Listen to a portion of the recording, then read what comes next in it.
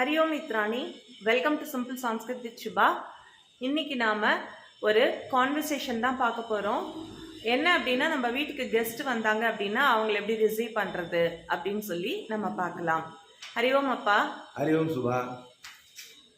வாங்க வாங்க.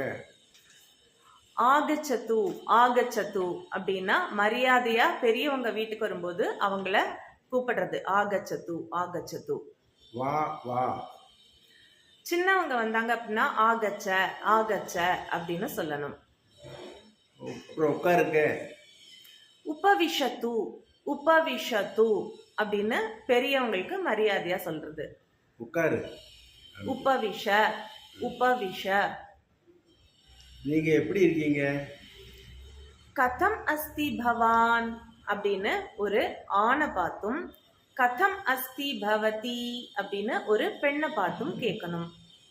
நான் நல்லா இருக்கேன். அகம் குஷலி அஸ்மி அப்படின்னு ஒரு ஆணா இருந்தாலும், அகம் குஷலினி அஸ்மி அப்படின்னு ஒரு பெண்ணா இருந்தாலும் சொல்லுவாங்க. இங்க எல்லாரும் எப்படி இருக்கீங்க? அத்ர கிருஹே சர்வே குஷலினஹ கிம்.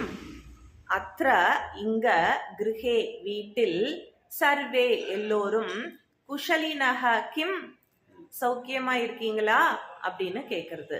ஆம், எல்லோரும் நலமா இருக்கிறோம். ஆம், சர்வே குஷலினஹ அப்படின்னு பதில் சொல்லணும். ஆம் சர்வே குஷலினஹ.